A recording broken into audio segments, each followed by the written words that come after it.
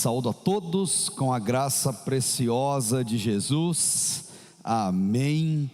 E que bom chegarmos nesse momento em que olharemos para a palavra de Deus e poderemos ver o que Deus quer nos ensinar por meio dos salmos. Nós estamos orando com os salmos. Salmos são orações, poesias, músicas dadas e inspiradas por Deus, em que Deus chama o homem a orar a Ele usando palavras dele mesmo. Como é importante orar os salmos. Então eu quero convidar você a acompanhar essa nossa reflexão, tendo a sua Bíblia aberta no Salmo de número 44, pois você pode acreditar, a mensagem desse salmo é profunda, é direta e é impactante para a sua vida. Nas derrotas da vida, e elas virão, apele a Deus, que o socorro vem, sempre vem quando apelamos a Deus. Tão certo como enfrentamos lutas na vida, e precisamos de vez em sempre conversar com a nossa alma num ato suplicante, suspirando pelo auxílio que vem de Deus, da mesma forma e com a mesma certeza, nós sofreremos derrotas na vida. Vai parecer um paradoxo, uma esquizofrenia santa, o que eu vou dizer, mas com toda certeza, nós não seremos vitoriosos em todas as batalhas da vida que nós enfrentarmos. Em muitas delas nós sofreremos derrotas, isso é normal e isso é natural, mas ao mesmo tempo, como filhos de Deus, a palavra já diz que nós somos vitoriosos antes mesmo de entrarmos em uma batalha. Na verdade, não temos uma vitória parcial. Em Deus nós somos mais do que vencedores. É difícil entender isso. Nós batalhamos, nós lutamos, nós vencemos e nós perdemos, mas em Deus o nosso sentimento é que nós somos vitoriosos sempre. Talvez a cantora Estila pode ajudar a gente a entender um pouquinho, por meio de uma música muito simples que ela tem, que diz que Deus está no controle. E está aí uma convicção que todo cristão tem que ter. Não importa o que aconteça e não importa quando aconteça conosco, Deus está no controle. Tanto que ela canta dizendo: quanto mais a vida passa, mais percebo que sem Deus não dá para viver. Quanto mais aprendo com a vida, mais percebo que eu tenho tanto a aprender. Eu aprendi que eu não preciso viver preocupado com o que vai acontecer, com o que virá. O que é hoje, amanhã vai passar. Nessa vida tudo muda, só existe um Deus que permanecerá no controle. Deus está no controle, então eu não preciso me preocupar com o que virá. Já basta a cada dia o seu mal. Eu só tenho que confiar e descansar, porque Deus está no controle. Seja Davi, o rei de Israel, sejam os filhos de Corá, os autores dessa oração tão profunda como é atribuído na Bíblia, ambos enfrentaram muitas lutas, muitas, e com elas experimentaram muitas derrotas. O contexto do Salmo 44 é uma dessas derrotas que eles enfrentaram, uma derrota triste, uma derrota grande, mas que os pais não se esqueceram de contar para os filhos da dor daquela derrota, do quanto aquilo significou na vida deles, mas não de ficar se lamentando e falando de coisas ruins. Eles contaram como foi a batalha e a derrota, mas acima de tudo, eles contaram para os filhos o peso do alívio divino quando clamamos a Deus e quando a mão de Deus vem na nossa vida. E eles ensinam algo fenomenal nesse salmo. Aliás, a única atitude que nós temos que ter diante de uma derrota: prestar um lamento sincero e profundo com a nossa alma. Nós não sabemos que batalha foi essa que eles perderam, mas com certeza foi uma batalha de derrota acachapante, de derrota indubitável, que mexeu com a moral e o brio daquelas pessoas. Essa derrota doeu neles, doeu no rei, doeu no exército e doeu também no povo. E é muito interessante, sempre que nós experimentamos derrotas na vida, sempre vai surgir uma pergunta em nosso coração. Bonhoeffer, já condenado à morte no campo de extermínio nazista, ele fez uma oração bem interessante a Deus. Ele disse assim: se eu sou culpado, por que Deus não me perdoa? E se eu sou inocente, por que Deus não dá cabo do sofrimento e evidencia minha inocência diante dos meus inimigos? Só que é uma pergunta que não tem resposta. A conclusão é do próprio Bonhoeffer. Ele diz: não existe resposta teórica para todas essas perguntas. Não existe. Mas hoje nós somos desafiados. Olhe para o seu passado. Quantas vezes você já foi derrotado? Quantas vezes você já se sentiu derrotado diante de um embate, diante de uma questão que para você era importante, era sensível, mas você se sentiu arrasado diante daquela derrota? Você já passou por isso com certeza, mas se você está aqui agora, ouvindo esta mensagem, olhando para a palavra de Deus, é porque Ele te deu vitória nessas lutas que você enfrentou. E se Ele deu vitória lá, Ele vai dar vitória hoje e continuará amanhã. O povo de Deus, especialmente no Salmo 44, eles fazem uma oração a Deus, clamando para que Deus permita que eles possam ver com os próprios olhos as libertações milagrosas que os pais contavam para eles. Os pais relatavam o que Deus tinha feito no passado, e eles queriam ver com os próprios olhos. E olha que coisa interessante, como o ensino dentro de casa, ele faz toda a diferença. Aquela geração queria, porque queria ver as vitórias que Deus concede, porque eles confiavam e acreditavam no exemplo dos pais.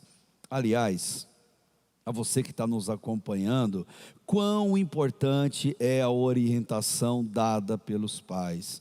Nós devemos contar o que Deus já fez, como Deus já fez, para que a gente tenha confiança no mais que Deus fará. E se você ainda não parou para pensar nisso, eu quero te alertar: não existe absolutamente nada que você possa fazer na sua vida que possa evitar que os seus filhos sofram e que seus filhos passem por derrotas na vida. É inevitável essa pedagogia de Deus para todo ser humano. O meu papel e o seu, o nosso papel como pais não é blindar nossos filhos e evitar a todo custo que eles sofram. Antes, o nosso papel é ensiná-los como lidar, como superar, como se levantar depois de uma derrota, quando estas acontecerem na vida deles. Deus é tão sábio, que até disse como a gente deve fazer isso. Deuteronômio capítulo 6, no versículo 7 diz, que essas verdades inculcarás a teus filhos, e delas falarás assentado em tua casa, andando pelo caminho, ao deitar-te, ao levantar-te, ou seja, por repetição, por insistência. Nossos filhos inevitavelmente vão lutar na vida, eles vão ganhar muitas dessas batalhas, mas eles serão derrotados em muitas outras, e o nosso papel é ajudá-los a superar tanto um momento quanto o outro na vida. Salomão Ginsburg é um judeu batista, que escreveu tanto hinos do cantor cristão, tantos hinos. Tem no hino número 7, ele fala assim, que já nossos pais nos contaram a glória de Deus falando com muito prazer, que nas tristezas, nos grandes perigos, Ele os salvou por seu grande poder. E é assim que Deus faz, é assim que Deus atua. Quantas vezes Deus te libertou, quantas vezes Deus te livrou, quantas vezes Deus te deu vitória e quantas vezes Ele te levantou pela mão quando você estava derrotado por alguma circunstância na vida. Passe isso para frente, passe isso para gerações que estão vindo, porque não existe melhor exemplo, melhor ensino do que o exemplo que nós deixamos para as próximas gerações, por meio não das vitórias, mas das derrotas que nós sofremos e o como nós lidamos com elas. Se ficamos lamentando num canto, ou se nós glorificamos a Deus e levantamos diante de cada uma delas. Qual é a sua atitude quando derrotas vêm à tua vida?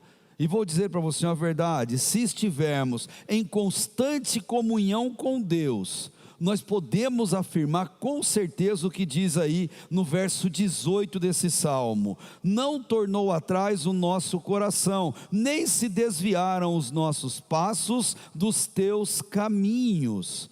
Teremos batalhas, teremos derrotas e Deus não é culpado delas. Não abandone a Deus, não torne atrás o seu coração, não faça da sua derrota desculpa para abandonar a presença santa e poderosa de Deus.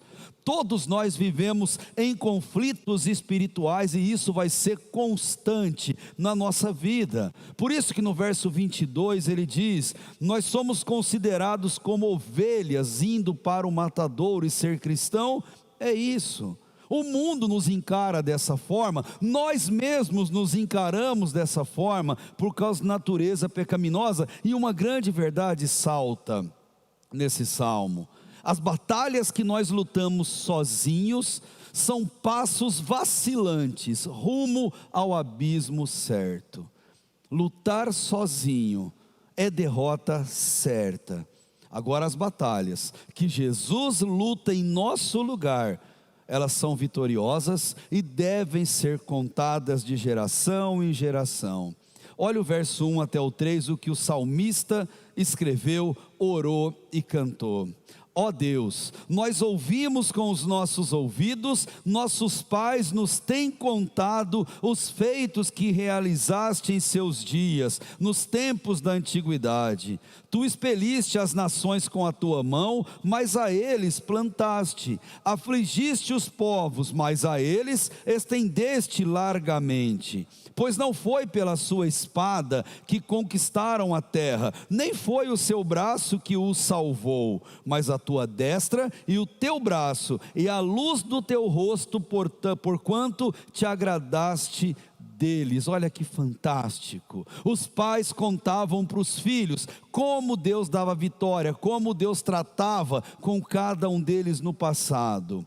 Sempre houve essa tradição oral, e nós não podemos deixá-la morrer ou perdê-la. Os grandes atos de Deus devem ser contados, devem ser ditos para que todos possam ouvir, e nossos filhos cresçam e aprendam a renovar a confiança, a esperança em que Deus continua sendo o mesmo. Deus sempre comandou o desenrolar da história, sempre esteve sob o comando dele. O povo que lhe pertence, ele planta, ele cria raízes profundas, como o próprio texto nos dá a entender, raízes que não podem ser arrancadas. Deus planta, Deus cuida, Deus intervém em favor do seu povo. O nome disso é graça, é puramente graça. Amar a Deus nunca é garantia de receber um passaporte eterno para um grande parque de diversões, pelo menos não aqui nessa terra. Amar a Deus é adentrar a um campo de batalhas. Receber Jesus em nosso coração nos dá uma primeira grande certeza: nós vamos morar com Ele no céu. Mas enquanto aqui estivermos no mundo, passaremos por aflições. Se nós optarmos pela idolatria, por buscar respostas em deuses falsos, ou em Deus nenhum, a ira do Senhor vem sobre a humanidade. Ela vem sobre o coração das pessoas que têm o coração endurecido. E a palavra de Deus ela é muito clara em dizer que dura coisa é cairmos nas mãos de um Deus irado. Agora, cairmos nas mãos de um mundo por causa do amor ao Evangelho que nós temos, isso é bênção de Deus, bênção de Deus para cada um de nós. E aqui, eis uma escolha para mim e uma escolha para você. Vamos escolher conforto e comodidade espiritual e emocional aqui nessa terra, ao custo de abandonarmos a Deus? Ou nós vamos escolher conforto espiritual, emocional por toda a eternidade? Veja o versículo 20, o que o salmista diz, 20, 21 e 22. Se nos tivéssemos esquecido do nome do nosso Deus e estendido as nossas mãos para um Deus estranho, porventura Deus não haveria de esquadrinhar isso? Pois Ele conhece os segredos do coração. Mas por amor de ti, somos entregues à morte todo dia, somos considerados como ovelhas para o matadouro. É uma gostosa sensação, uma maravilhosa certeza, saber que a gente enfrenta lutas por amor ao Evangelho, que passamos pelo vale da sombra da morte, muitas vezes por conta do Evangelho, mas Deus estará conosco. Deus sempre ouvirá o nosso clamor e virá em nosso socorro. É isso que o salmista quer mostrar, é isso que ele quer trazer ao seu coração. Observe o versículo 26. Ele clama: levanta-te em nosso auxílio e resgata-nos por tua benignidade. Ele quer dizer mais ou menos assim: Deus conhece a intensidade da guerra pela qual nós estamos enfrentando. Ele sabe da dor das derrotas que elas impõem, da humilhação que passamos quando nós somos derrotados em algum projeto que nós temos. Mas o salmista, ele quer dizer que se permanecermos ao lado de Deus, o Senhor comandará a nossa vitória. O Salmo 121 já diz isso. O nosso Deus, Ele não cochila. O grande guarda de Israel, Ele não dorme. Diante da certeza do sofrimento que as derrotas provocam, o salmista, ele tem essa atitude tão nobre diante de Deus. Ele fala da história passada, da história presente e da história futura, de como ele se verá diante de Deus. Ele declara com relação à história passada, versículo 4 até o 8: Tu és o meu rei, ó Deus, ordena livramento para Jacó, por ti derrubamos os nossos adversários, pelo teu nome pisamos os que se levantam contra nós, pois não confio no meu arco, nem na minha espada me pode salvar, mas tu nos salvaste dos nossos adversários e confundiste os que nos odeiam. Em Deus é que nos temos gloriado todo dia e sempre, sempre louvaremos o teu nome. É como se uma pessoa derrotada refletisse os motivos da sua derrota, mais ou menos assim: eu confiei na minha autossuficiência, eu confiei no meu poder, nas minhas armas, eu confiei em tudo, na minha condição e nas minhas habilidades, e Deus me provou que eu estava errado. Agora, vendo a ação de Deus na minha vida, eu posso reconhecer que vitórias na vida só vêm pela mão de Deus. Ele olhou para trás, mas ele olhou também para agora. No versículo 9, se você der uma olhadinha, ele vai dizer: mas agora nos rejeitaste, nos humilhaste, e não sais com exércitos. Ele quer dizer, Deus é tão justo, Ele é o general dos generais, Senhor dos exércitos, Ele é o comandante da nossa vida. Sim, Deus é assim, mas Deus abre mão do combate quando nós abrimos mão dele. Ele não vai à frente de algumas lutas por conta de abrirmos mão de uma vida piedade, uma vida de santidade, uma vida de devoção a Deus. Queria que você entendesse: não existe maldição pior do que sermos deixados à nossa própria sorte, do que sermos deixados por nossa própria conta. Acredite, Nós temos um inimigo cruel, e esse inimigo se chama nós mesmos. E lutando contra esse inimigo, nós sempre vamos perder, sempre. O salmista, ele faz essa realidade, no versículo 11, entregaste-nos como ovelhas para alimento, e nos espalhaste entre as nações, vendeste por nada o teu povo, e não lucraste com o seu preço, puseste-nos por opróbrio aos nossos vizinhos, por escárnio e zombaria àqueles que estão à roda de nós, puseste-nos por provérbio entre as nações, por ludibrio entre os povos. E ele vai completar no 17, tudo isso nos sobreveio, todavia não nos esquecemos de ti, nem nos ouvemos falsamente contra o teu pacto. O lindo de tudo isso é que as derrotas vieram porque eles batalharam por sua própria conta, mas houve quebrantamento.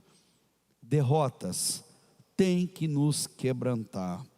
Derrotas na vida têm o propósito de fazer nossa cara chegar até o pó, de fazer-nos nos humilhar diante de Deus e simplesmente se render e entregar nas mãos dele. Deus, é do seu jeito e não é do meu. Deus, eu desisto, faça a sua vontade. É aí que Deus entra na jogada. É aí que Deus lidera nossos combates. É aí que Deus nos concede as vitórias em nossa vida. Por isso ele disse no verso 18, o nosso coração não voltou atrás, nem os nossos passos se desviaram das tuas veredas. Eles querem dizer, Deus só nos abençoa quando a gente não abre mão dele. Nunca abra mão de Deus, não desista de Deus, nunca se afaste dos seus caminhos. Em Deus ele sempre vai nos honrar. Em Deus as vitórias são certas e absolutas, dadas por cada um de nós. E o salmista termina olhando para o futuro. Quem sabe o que Deus fez no passado, quem reconhece o que Deus faz agora, com certeza planta esperança para o futuro. Por isso ele vai dizer a partir do verso 23, desperta, porque dormes, Senhor, acorda, não nos rejeites para sempre, porque escondes o teu rosto e te esquece da nossa tribulação e da nossa angústia, pois a nossa alma está abatida até o pó, o nosso corpo pegado ao chão, prostrado. E ele diz, levanta-te em nosso auxílio e resgata-nos, não por nós, não por causa de nós, mas por tua benignidade, pelo teu amor. Deus que nos ama, ele nunca dorme, embora em alguns momentos a gente pense que sim. A nossa fragilidade é tão grande que às vezes a gente tem a impressão que Deus está distante, mas acreditem, Deus sempre vem em socorro quando clamamos a Ele. Ele está pronto, Ele está disposto, e quando você experimentar derrotas na vida, clame pelo socorro que vem de Deus, clame para que Ele venha, porque quando nós imploramos socorro, Deus vem, Ele sempre vem, e podemos renovar a nossa confiança.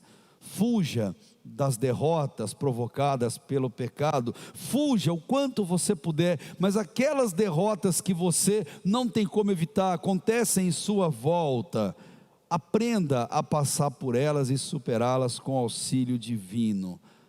Creia nisso, mas não só creia, ensine isso para as próximas gerações.